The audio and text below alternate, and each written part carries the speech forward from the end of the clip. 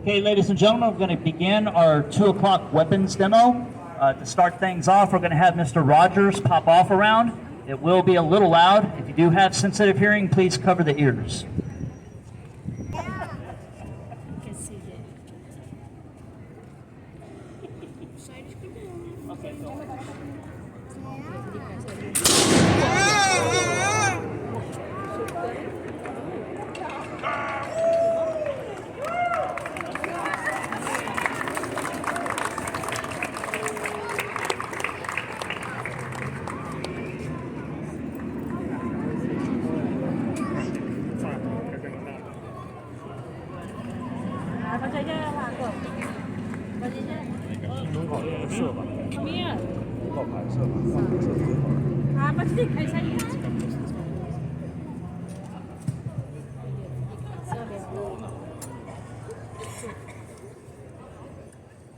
Okay, ladies and gentlemen, so we are the living history staff here at the Alamo. We're going to cover the primary firearm that you would have seen used in this siege and battle, and that is the smoothbore musket.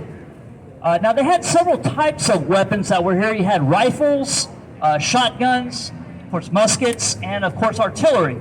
But the musket is the primary weapon that you would see used here. And the musket is a soldier's firearm. Okay, if you're Army and you're line infantry, this is what you're issued, is a smoothbore musket. Now, these are what we call smoothbore flintlock muzzle loading firearms. Now, smoothbore, what does that mean? That means that there is no rifling and loaded next to them. The English made this from 1722 up until 1838. So there were thousands of these things. And like I said, the entire Mexican Army is using this weapon. The Brown Bess is 75 caliber, shoots 69 caliber ball. Now, the first U.S. musket that's produced is the 1795 Springfield. Okay, the Army, this is produced for the United States military out of the Springfield Armory in Springfield, Massachusetts. It opened in 1795, and this first model is patterned from a French Charleville. Okay, now in 1800, the next armory would open at Harper's Ferry. They're producing this same musket. And they made this until about 1815, and starting in 1816 is when they produced the first American standard pattern musket, which is what Mr. Galasso has. This is an 1816 Harper's Ferry.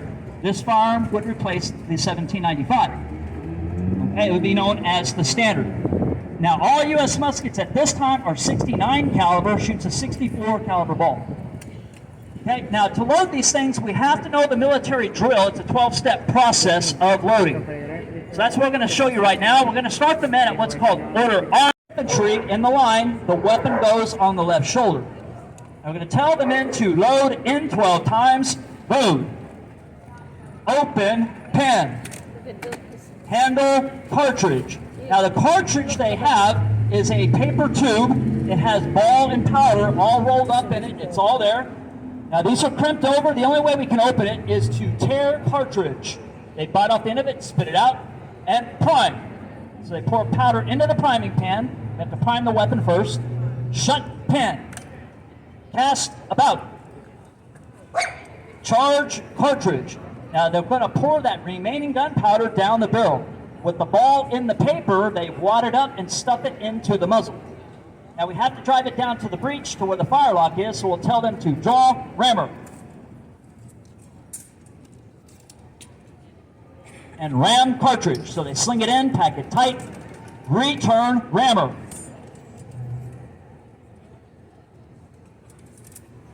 Shoulder, arms. Then bring the weapon up to the left shoulder, which tells the officer that they're loaded, ready to go. And in the quickest time, this must be done in 20 seconds. It can be difficult, however, because you are being shot at. So, now when we see them at that left shoulder, we know the last 3 commands of ready, aim, and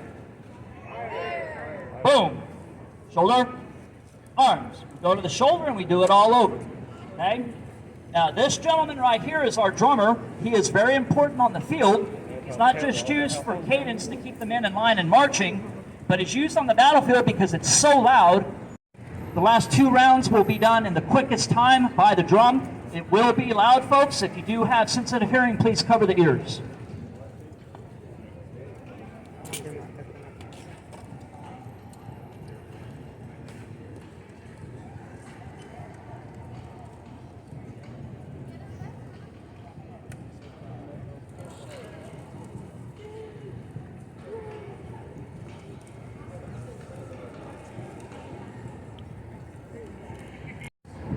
load.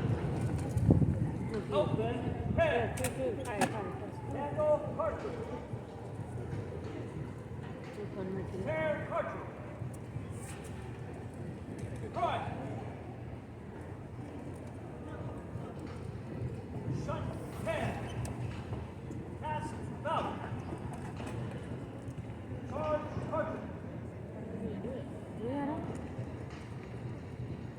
Draw, rammer. Ram, cartridge. Return, rammer.